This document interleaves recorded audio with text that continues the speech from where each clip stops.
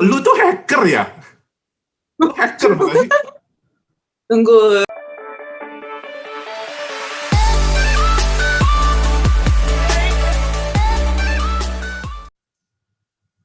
Wih, selamat datang di Frankie Chua Series. Halo Karen, selamat pagi.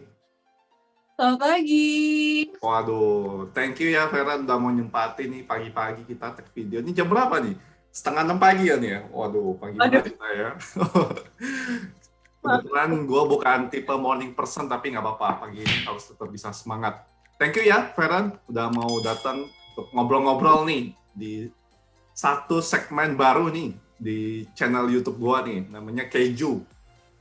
Keju, ada kepanjangannya, Fer. Keju. Apa tuh? Kepoin jurusan. Nah, ini aktif nih. Mau kepo-kepo tentang jurusan-jurusan. Keren.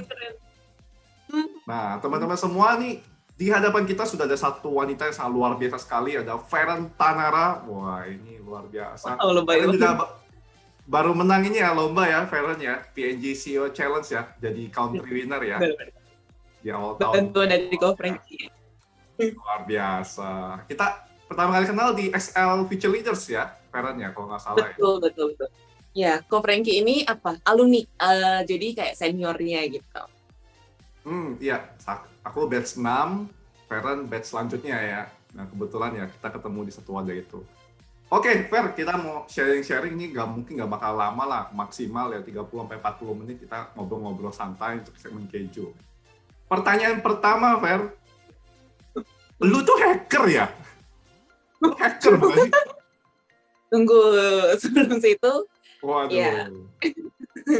Sering banget tuh ditanyain gitu, padahal mungkin termsnya memang sama, sama-sama nge-hack gitu ya, tapi hacker yang tidak buruk kok. Jadi tenang aja. Hacker yang punya etika gitu ya? Itu jadi. Nah, oke, mantep. Kaget gak sih pertama kali langsung gue tanya, lu tuh hacker ya? Waduh, langsung nih, waduh, offended. Ya. Nggak ya, itu intermezzo aja, Fer. Cuma tanya. Dan sekarang Feren kesibukannya lagi apa aja nih, Fer? Oh, sekarang ini masih magang. Jadi di BINUS kan emang tahun terakhir harus magang. Sama masih ada ikut lomba. Oh, asik. Magangnya di mana, Fer, kalau boleh tahu? Ini developer nih. Oke. Kalau aku cukup tidak sesuai sama jurusan, kalau aku di Apple. Jadi bukan role-nya bukan role cyber security, tapi as an iOS developer gitu. Wih, di Apple ya, gokil.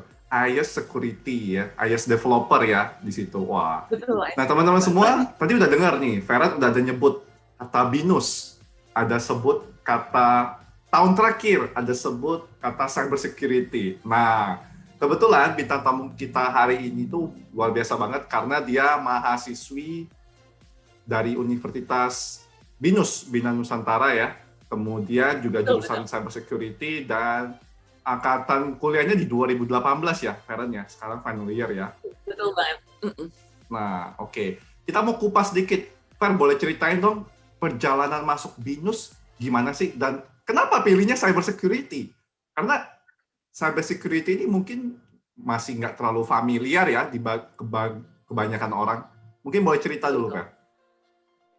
Mungkin yang terakhir banget, memang benar cyber security ini belum familiar karena sampai sekarang ini setauku yang baru ada kampus ya, benar-benar institusi pendidikan yang ada cyber security ini baru BINUS. Jadi mungkin juga masih belum banyak terdengar tentang jurusan ini. Dan kalau lanjut ke pertanyaan pertama, mungkin gini deh kok. Kalau Koko lihat ya, dulu waktu kecil tuh aku tuh cita-citanya, coba Koko tebak, apakah pertama aku tuh pengen jadi pengacara, pengen jadi dokter, atau pengen jadi guru TK? Kayaknya guru TK deh. Betul nggak? Nah, biasa kan orang pakai rule of three gitu. Ya, Feren, rule of three itu yang ketiga tuh, biasa tuh. Nah, disimpan gitu. Gimana? Lanjut, Fer. Jadi, bener-bener melenceng banget kan. Dulu tuh aku tuh pengen kayak yang berhubungan sama anak kecil, yang kerjaannya tuh santai-santai lah ya, yang bisa happy-happy setiap harinya. Tapi, in the meantime, saat aku mau lulus SMA, kok ngeliat kok kerjaan teman-temanku keren-keren ya, ada yang masuk teknik nuklir, ada yang mikrobiologi, ada yang mau DL kan. Kayak, wah, aku kayak nyari keyword di internet tuh gini, pekerjaan yang tidak bisa digantikan robot 10 tahun ke depan. Dan muncullah beberapa pekerjaan. Contohnya itu pangan, karena kan memang itu kebutuhan dasar manusia. Suster, karena yang dibutuhkan adalah affection-nya, kehadirannya.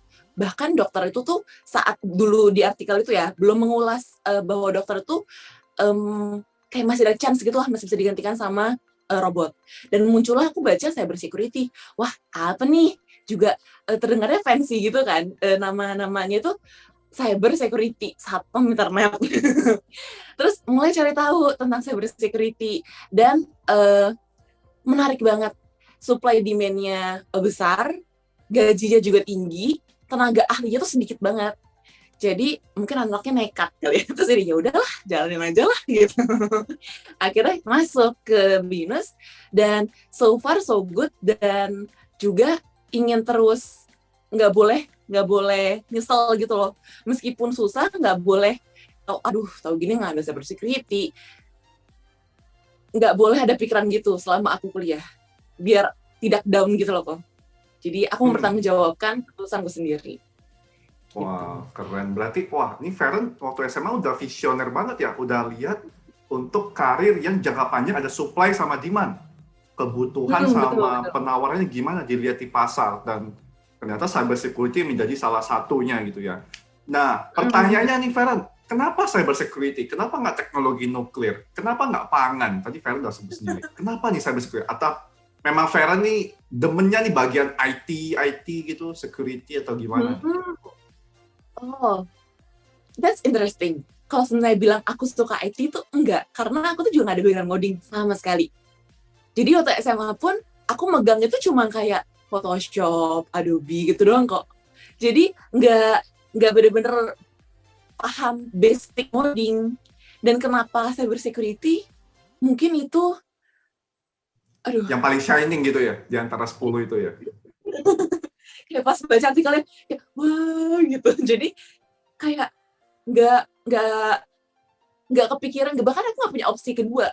Opsiku ya udah pas aku baca cyber security, Kamis aku baca, di minggu yang sama aku tes BINUS.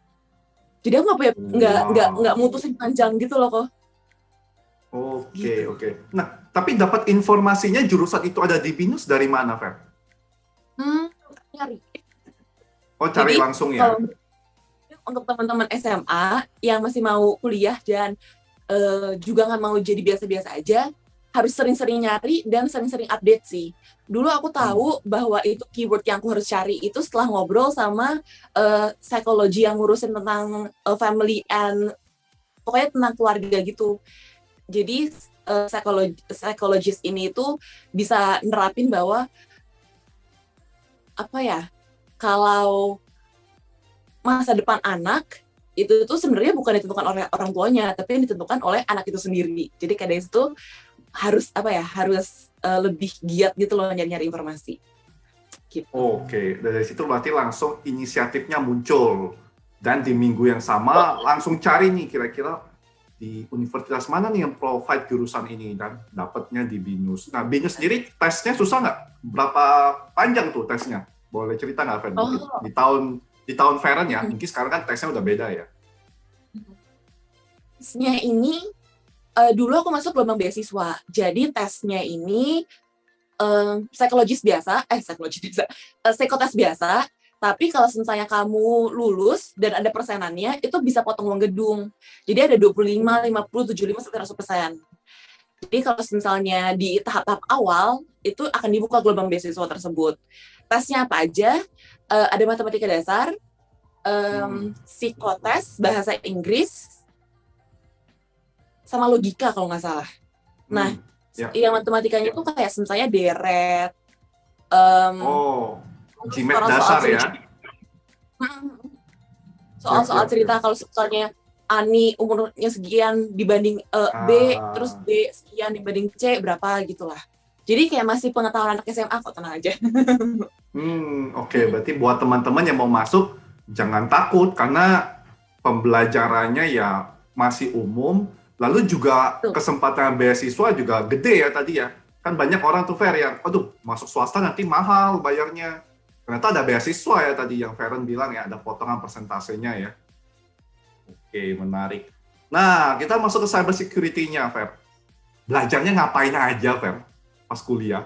Cyber security, scoping-nya apa aja sih? Oke, jadi gini, mungkin term yang sering digunakan, kalau kita diajarin dari awal itu, kita diajarin sebagai pemilik rumah yang baik untuk menjaga aset, kita diajarin juga sebagai maling yang baik, dan terakhir kita diajarin juga sebagai tetangga yang kepo. Jadi gini, maksudnya gini, kalau saya pemilik rumah yang baik, kita sebagai defense-nya. Kita gimana sih cara ngamanin aset kita? Oh, kalau analogi rumah ini di kehidupan nyata ya, oh kita pasang CCTV, pasang pagar, dan lain-lain. Kalau maling yang baik itu tidak diketahuin sama si pemilik rumah bahwa, oh ini loh saat celah jam sekian aku akan masuk.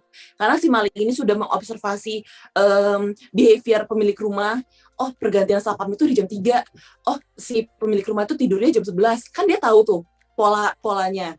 Dia akhirnya punya celah, akhirnya bisa nyuri. Dan jadi tetangga yang kepo, ini tuh part fun-nya kok. Tetangga yang kepo tuh, aku pengen tahu nih, di rumah itu tuh nyimpan emas berapa gram sih? Aku tanya sama mbaknya, aku tanya sama satpamnya deh, aku deketin, ajak ngobrol. Aku kayak lobby deh satpamnya, aku kasih makanan deh, biar satpamnya bisa ngasih aku informasi. Nah, kalau yang di tetangga yang kepo ini, itu terms-nya adalah social engineering. Jadi kita tidak merasa bahwa kita lagi diulik, tapi kita kayak willingly untuk mengeluarkan informasi tersebut gitu. Scope-nya itu Ini menarik jadi sih. sebesar itu. Oke, Gitu. menarik. Tapi Fer, di kelas sendiri implementasinya gimana nih, Fer? Apakah Feren membuat sistem, mempertahankan, ataukah berusaha mencari celah? Aplikasinya gimana nih, Fer? Lebih banyak yang teknis, atau ya konsep-konsep gitu? Mungkin sebelum ke situ, aku jelasin dulu ke teman-teman bahwa kalau yang tadi aku bilang kan aku background coding kan. Jadi nggak perlu takut karena di semester 1-2 itu kamu akan diajarin dari nol. Pakai bahasa C, Oke. pakai bahasa Python. Jadi at least logika kamu udah nyampe dulu lah untuk bisa sampai nge-hack seperti itu ya. Nah, baru di semester 3 ke atasnya, kamu akan diajarinnya ada 2 tipe, memang teori sama lab. Tapi dulu aku pernah ada satu mata kuliah yang begini kok. Kita buat website, buat secure website nih sama tim. Habis itu website ini kita tuker antar kelompok. Kita jadi saling serang gitu loh si website ini. Nemu celah mana aja. Kalau misalnya kita ketemu celahnya, poin si kelompok itu berkurang. Tapi kalau misalnya kelompok kita, website-nya yang dapat celahnya, poin kita yang berkurang. Jadi itu diterapkan supaya kita bisa langsung praktis gitu kok, bahwa kamu tuh kalau mau menyerang itu bisa menggunakan ABCDE loh. Kalau kamu mau harus mempertahankan, kamu harus mengimplementasikan ABCDE loh gitu. Gitu kok. Oke, wah menarik sih, jadi kayak kompetisi gitu ya. Nah, security-nya sendiri itu scoping aplikasinya di mana, Fer? Apakah di website atau mungkin apa? Di jaringan ya, server ya? Terus diterapkannya di mana aja tuh, Fer? Kalau boleh tahu. Nice. Jadi besar banget kok sebenarnya. Dimanapun sebenarnya kita bisa kasih security. Mau di web application, mau di mobile application, di server, atau di tadi kok juga sempat sebut di jaringan, di network. Itu semuanya perlu implementasi security. Tapi mungkin approach-nya aja berbeda. Kalau misalnya contohnya yang server, kita logiknya yang diamanin. Kalau misalnya di web di application kita harus pasang kayak apa ya bahasa ya, protokol apa aja. Jadi tetap pola berpikirnya yang harus diamankan, tapi cara menggunakannya itu yang berbeda-beda. Cara bukan menggunakan sih, menerapkan gitu. Wah, oke, menarik. Nah, Fer, ini point of view-nya mungkin sebagai user ya, sebagai pengguna. Nah, kalau boleh tahu nih, kira-kira basic atau kayak syarat keamanan yang harus kita terapin itu apa aja sih, Fer? Contoh kalau aku sering lihat itu password. Password itu harus strong. Jadi minimal 8 karakter ada angka sama tanda spesial kalau nggak salah ya. Nah, kayak gitu tuh ada nggak sih, Fer? Kayak standar-standar umum kalau misalnya kita sebagai user ya, point of view-nya, security apa aja sih yang harus kita terapin gitu di aplikasi ataupun di perangkat yang lain? Nah, ini menarik kok. Jadi sebenarnya keamanan itu, meskipun keamanan sistemnya mature banget, udah bagus banget, sedangkan kalau usernya sendiri yang sering ngeklik link yang nggak jelas, terus sering buka-buka website yang ilegal, itu juga percuma, karena akan tembus juga. Karena kan juga kecepatan virus tuh perkembangan setiap hari, bahkan kita nggak tahu lah virus baru tuh akan muncul berapa detik sekali. Mungkin itu ekstrim ya, tapi udah anggaplah secepat itu. Jadi paling gampangnya kalau sebenarnya aku selalu nyaranin adalah pertama, jangan login ke website publik dan melakukan transaksi-transaksi yang personal. Contoh misalnya kamu ke website publik terus tiba-tiba gunain m-banking atau ngirim dokumen perusahaan. Itu kan gampang banget ya. Jadi anggaplah kamu di mall, kamu teriak-teriak aja ujung-ujung, passwordku ABCD 123. Ya orang kalau sebenarnya udah ngerti, bisa denger, ya akan ketahuan. Pertama, website publik, Wi-Fi publik. Yang kedua, kalau sudah berhubungan sama password, disarankan banget jangan save password.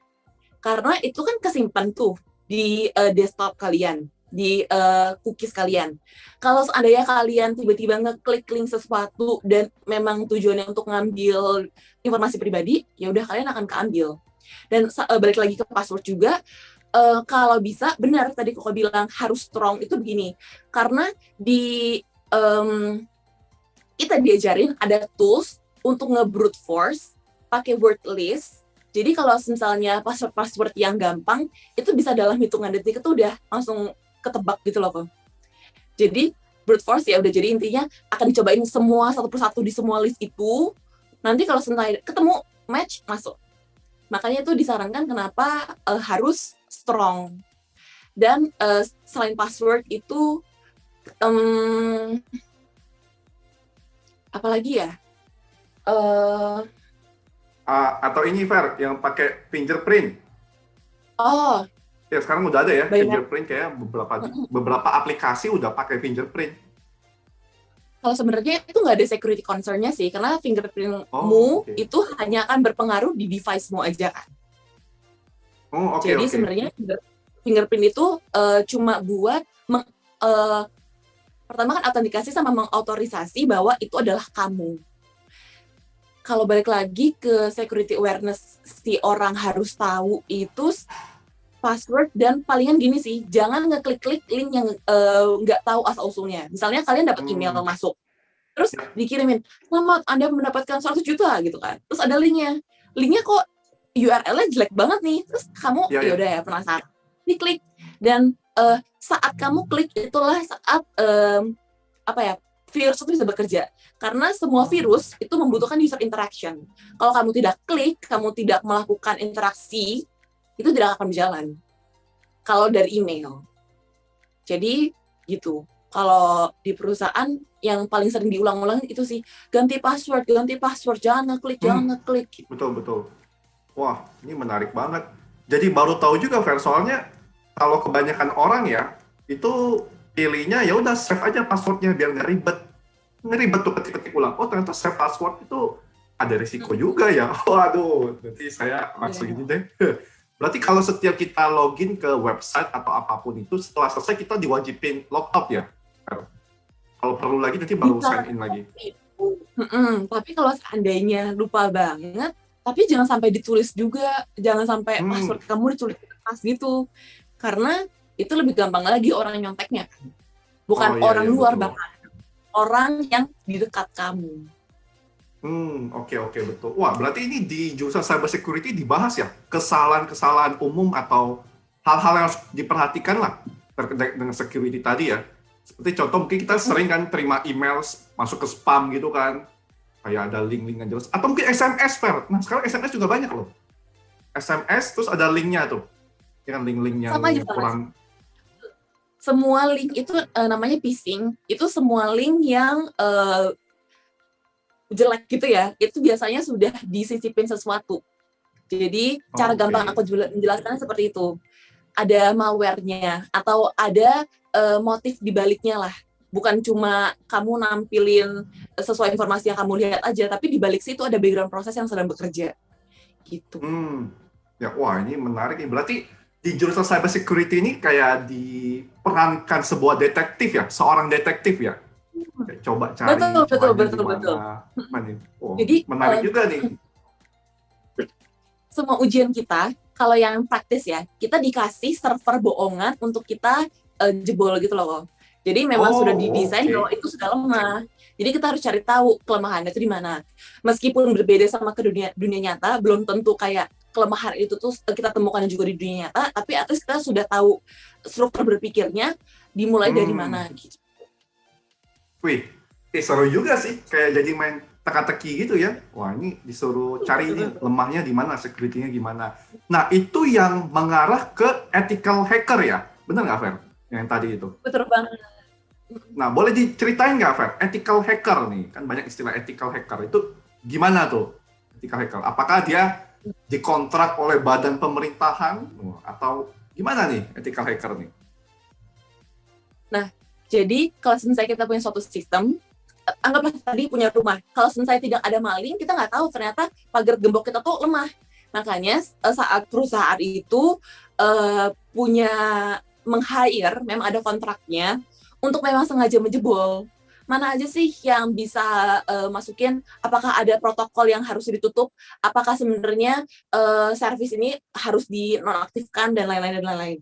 Jadi tujuan ethical hacker itu memang membobol untuk kepentingan perusahaan, untuk kepentingan agar saat beneran orang yang lagi kepo pengen tahu dan menghindari hal yang tidak diinginkan gitu kayak risk dan mitigation-nya itu bisa ke-handle sama si ethical hacker ini.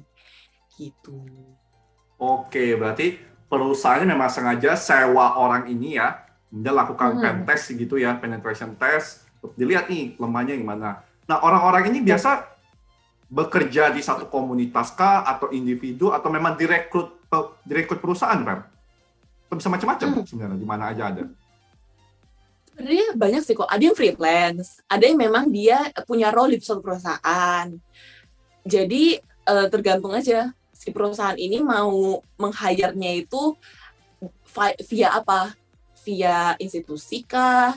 Atau via memang freelance pekerja lepas? Atau dari memang dia mempekerjakan untuk perusahaannya dia sendiri. Itu jadi ya gitu. Jadi kayak beneran role normal aja kok. Oke. Nah, kita bicara balik ke kelas nih, Feren. Di BINUS, di kelas kamu di jurusan cyber security ada berapa orang ya satu angkatannya? Oke, approximately itu 120 dan Oh, cukup banyak. rasionya perempuan 1 banding 10. Berapa, sorry, perempuan Jadi berapa? perempuannya kayak 1 banding 9, 1 banding 10-an gitu. Jadi kalau satu kelas kan ada 3 kelas. Satu kelas itu ada 60-an, itu ya less than 10 orang gitu perempuan. Wah, tapi ini wanita-wanita strong ini ya, perempuan strong ini ya, yang bisa compete ya. Wah, berarti lumayan banyak sih, Fer. Satu angkatan bisa 100-an gitu kan. Jadi tiap batch kan ada terus. Nah, penasaran nih, Fer. Ciri-ciri mahasiswa atau mahasiswi jurusan cyber security itu kayak gimana sih? Apakah baca buku mulu, main game mulu, apa gimana? Ada nggak ciri-ciri khususnya gitu? Kalau kamu lihat di BINUS? Mungkin secara khusus itu ada 2 mungkin ya. Ada orang yang benar-benar tahu mau belajar, yang kayak bahkan kalau aku dengar cerita mereka setiap hari itu dia nyoba, setiap hari itu dia main CTF. CTF tuh kayak lombanya buat cyber security. Atau yang kedua itu yang udah let it go aja, let it flow, kayak sesuai dengan ilmu yang diberikan sama kampus, dia cuma terima aja. Tapi sebenarnya ujungnya itu akan sama gitu. Cuma skill set aja memang yang berbeda.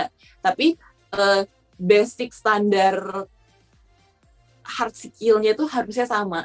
Jadi kalau mau dibagi 2 tipe, kesamaannya adalah harus sama-sama mau ngulik, sama-sama mau cari tahu. Tapi perbedaannya adalah cara belajarnya mereka. Apakah setiap hari yang kayak ambisius banget, atau ya udah jalanin aja gitu. Nah, kalau kayak fun fact gitu, Fer, ada nggak? Misalnya, oh, kayaknya jurusan cyber security ini orangnya pada main game online semua. Oh, yang kayak, yang kacamatanya tebal. Ada nggak fun fact gitu? Mungkin Mungkin kalau pada dasar kalau gini ya, IT, kalau misalnya gua ke Binus nih, terus gua lihat, wah, ini main game online kacamatanya tebal. Oh, jurusan IT ya ini ya, cyber security ini ya.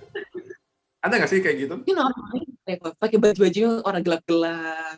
Terus kayak Oh, bawa kan juga tasnya gelap. itu yang laptopnya. Itu kan aku bisa jadi salah satu anak cyber security Oh, kalau di kalau bawa ranselnya kan juga besar-besar kan, karena kan bawa laptopnya kan. Terus eh mungkin kalau sebenarnya kalau main ke BINUS juga jarang kali ngelewatin anak cyber security karena dia bukan anak yang kayak social banget gitu. Jadi habis kuliah ya pulang. Dan kalau belajar lagi di rumah. Hmm. fun fact-nya mungkin ya, kalau misalnya inside jokes-nya mereka itu dark gitu loh. Kayak wah kita bisa ini nih, wah kalau gini, Oke. aduh aku mungkin skill ya karena itu terlalu dark banget tapi Iya, nggak, eh, nggak. antara anak cyber security itu tuh jokesnya jadi aduh serem Iya, banget iya. gitu. Itu ada lah yang seperti itu ya, tapi kan yang lain juga ada. Maksudnya ya bermacam-macam lah ya. Bahkan di jurusan aku di UI juga ada yang teman-teman kayak gitu dan ya ada segmen-segmennya lah. Dan itu yang bikin jadi menarik kan. Nanti ketika kita udah lulus semua, lalu kita ke perkumpulan alumni, kita ngobrol, kamu lucu tuh, jadi kenangan gitu. Asik sih yang kayak gitu. Betul, betul. Nah, lalu Fer, suka dukanya apa sih di jurusan cyber security? Gimana caranya bisa survive kan Vera memang bukan basic coding dan bukan orang IT kan. Gimana nih Vera? Suka dukanya bisa survive? Wow, suka duka. Kalau misalnya itu balik lagi ke kalian nggak sih? Kalau misalnya kalian emang mau melihat semua itu dari posisi positif, kalian akan ketutup dukanya. Tapi kalau benar mau ngomongin duka, mungkin kalau misalnya aku ya, kayak di semester 3 ke 4, bener-bener down banget. Kayak merasa, kok susah banget ya, kok aku nggak bisa apa-apa ya, kok yang lain keren-keren ya.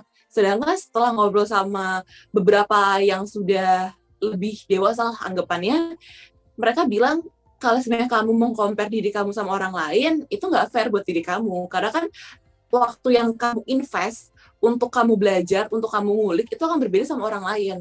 Jadi kalau sebenarnya kamu ingin menghindari negatif-negatif pemikiran seperti itu, kamu compare diri kamu sama diri kamu sebelumnya. Sesimpel, contoh ya, aku kemarin belum tahu nih Hydra itu apa, tapi hari ini aku tahu penggunaan Hydra. Itu tuh akhirnya bisa melangkah, tapi kamu yang menentukan pace kamu sendiri. Jadi dukanya kamu akan diterpa sama ombang-ambing melihat teman-teman keren dan kamu tuh merasa ciut, merasa belum apa-apa. Tapi selama kamu bisa menghandle dari pemikiran kamu, jadi itu harusnya sudah aman sih. Karena sebenarnya banyak banget teman-temanku yang di tengah jalan tuh putus karena mungkin belum punya mental seperti itu ya, ganti jurusan atau keluar gitu. Wah, ini menarik banget ya teman-teman. Tadi kata Feren bahwa kita compare ke diri kita sendiri. Udah lebih baik belum dari diri kita yang sebelumnya. Jadi ada kayak anak tangga gitu ya. Dan nanti naiknya setapak-setapak. Wah, bagus banget sih tadi yang Feren udah katakan. Nah, Fer, kalau misalnya nih adik-adik yang masih SMA tadi mau masuk ke jurusan cyber security, kamu punya saran nggak buat mereka? Kayak harus ngapain supaya ya nanti bisa lebih survive lah gitu. Mungkin kalau step by step, baby step pertama itu mungkin cari tahu dulu pseudocode. PSEUDO code, pseudocode. Jadi itu adalah konsep alur berpikir aja deh. Jadi kamu belum ngoding, tapi intinya tuh kamu punya blueprint untuk tahu bahwa cara nge-solve problem ini dari A, B, C sampai final. Itu namanya pseudocode. Jadi belum hands on. Setelah next to pseudocode, mungkin kamu coba kuasain satu bahasa pemrograman dulu. Kalau basicnya mungkin akan jauh lebih gampang kamu mempelajari Python. Tapi kalau saya di BINUS, bahasa pertama yang kita pelajarin itu adalah C++. Habis kamu udah ngerti, itu cara belajarnya itu pakai platform-platform online aja. Kayak kalau mau di cyber security itu ada TryHackMe, atau misalnya kalau mau CTF itu ada Pico CTF. Jadi coba aja, itu emang levelnya level anak SMA. Jadi kalau kalian mau tahu apa yang akan kalian laluin 4 tahun ke depan, itu mungkin hipnosisnya kalian bisa lihat dari situ. Baru mungkin nextnya kalau kalian mau lanjut ambil sertifikasi itu bisa. Jadi kayak untuk ethical hacker itu tuh ada sertifikasi khusus, meski non cyber pun bisa ambil gitu. Oke, wah, di teman-teman ya, supaya bisa dapat basic, lalu nanti pas kuliahnya bisa makin mantep, tadi saran-saran dari Feren dicatat, pseudo code ya, pseudo code-nya, kemudian belajar dasar-dasar coding, kemudian belajar online yang try hack me ya. Nah, kemudian teman-teman bisa ikut sertifikasi. Nah, jadi itu harapannya bisa membantu teman-teman dapat basicnya, dapat sinopsisnya. Nanti ketika masuk kuliah di jurusan cyber security nggak kaget lagi. Nah, karena udah dapat itu semua yang tadi. Oke. Nah, Fer, thank you banget, Fer. Menarik banget pembahasannya. Dan memang aku sengaja nggak mau desainnya terlalu panjang. Jadi memang mau potongan segmennya nggak terlalu padat. Dan juga kita ngobrol-ngobrol santai, ringan-ringan gini ya. Harapannya orang-orang yang dengar bisa relate juga nih ke kita semua. Jadi teman-teman semua, tadi Feren Tanara, Cyber Security Binus, udah sharing pada kita bahwa cyber security itu sekarang demand dan supply itu sangat menjanjikan banget. Jadi kalau teman-teman punya interest di sana, boleh banget coba di-explore. Dan berkaitan dengan cyber security tadi, profesinya juga, bayarannya juga mahal nih, karena kan di digital ini, cyber security ini jadi suatu hal yang sangat penting ya, Feren ya. Kemudian kita juga bisa berakting sebagai ethical hacker untuk membantu stakeholder atau perusahaan-perusahaan menemukan nih kira-kira apa sih yang harus diimprove dari sisi keamanan mereka. Dan juga tadi Feren udah ada cerita juga tentang hal-hal umum nih, kalau misalnya tips-tips ya buat kita user ya. Kalau pakai jaringan umum, kita jangan sembarang kirim file, jangan buka linknya sembarangan, dan pakai strong password. Gitu. Feren, ada pesan terakhir, Feren, sebelum kita closing? Oke. Untuk teman-teman SMA atau yang mau sedang mencari jurusan, pertama, jangan ikutin teman kalian. Karena nasib itu kalian yang pegang sendiri. Yang kedua, jangan merasa bahwa orang lain lebih keren daripada aku dan jurusanku tuh belum apa-apanya. Itu balik lagi, kalian menentukan sendiri. Dan yang terakhir, jangan pernah puas. Karena kalau saat kamu puas, itu saat kamu berhenti. Jangan pernah merasa diri kamu tuh sudah cukup. Karena soalnya saat kamu sudah cukup, kamu tidak akan mencoba lagi. Gitu aja. Oke, mantap. Thank you banget, Feren, udah mau mampir di pagi-pagi ini. Oh, jam berapa nih? Jam 6 nih, jam 6 pagi nih. Udah mau mampir ngobrol-ngobrol. Stay safe, Feren, dan thank you udah sharing. Semoga ada kesempatan lagi ya buat sharing selanjutnya, dan sukses selalu ya, Feren. Terima kasih banyak. Sama-sama. Having me dan semoga bermanfaat. Ya, terima kasih.